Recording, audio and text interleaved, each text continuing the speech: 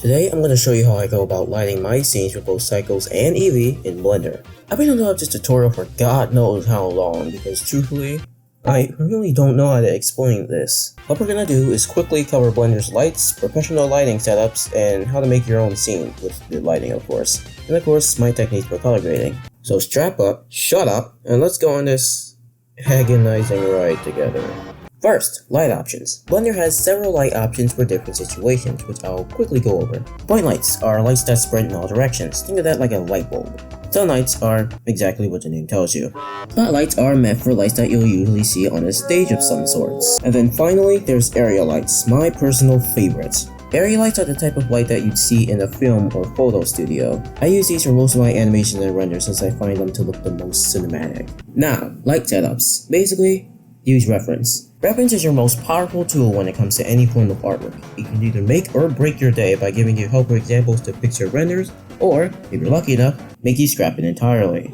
Most of the time, I use Pinterest or Instagram to find some helpful references, because Twitter is a living nightmare. Now, for the part that most of you probably just skipped to, how to light your own scenes. Here's a scene build that took me around an hour to make. As you can see, it slightly resembles my reference, and I already have a light source that I got right off of Sketchfab. Take your 3D cursor and put it by your light source. This will be useful later. Going into material view, we can get a better look at our light. We can see that it has a square-like shape with a bluish glow like most fluorescent lights have. Then we'll go to the render view using the Cycles render engine. Press Shift A, go to light, and choose area light. As you can see, light spawns right on your light source since the 3D cursor is there. You might have to make a few tweaks to get it perfect. Then we can go into the light settings and increase the power of our light if needed. Now, before we go any further, let me quickly explain what a black body is. Black body is a node in Blender that can accurately recreate light colors based on their temperature in kelvins. The lower the temperature is, the warmer the light looks. The higher, the cooler. Now, painfully this only works in Cycles and isn't available for Eevee yet. However, I have an add-on available in the description that can mimic black body colors for Eevee. Using that add-on, we can enable it in the light settings and increase the temperature to better match our reference. Now, lighting-wise, we would be done here if I didn't have a weak laptop. To Eevee we go. Now, moving to Eevee, you're probably looking at this and regretting your existence. But, there is a way to recreate that Cycles feel in Eevee. Go to your light shadow settings and enable contact shadows. Maybe change the size for that as well. If you need to, use custom distance to change how far the light spreads. Moving on, take your main light and duplicate it. What are you doing? What are you doing? Move it a little lower and change it to a point light. Make sure to increase the radius and slightly decrease specular and volume. Which, I add off screen.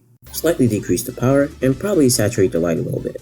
Now, on to color grading. This works best with Trapex's Aces. Go to your color management settings and enable Use Curves. Playing with the curves will add more contrast to specific parts of your render. Here you can just play around with the curve until you get a result that looks good. These are the settings that I often use. Another thing you can edit are your black levels. Using the RGB amounts, you can change the color of the darker areas in your render. Usually in movies or work from other artists, you'll see a hint of blue and green, which is another thing I often use.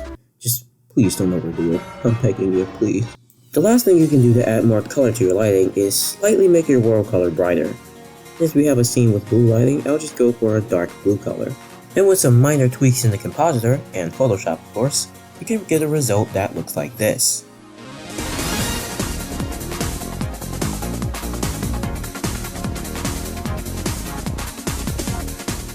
Now that you know how to do some basic lighting, you're probably wondering where you can get FNAF models from in the first place. You can learn how to get some with this video here.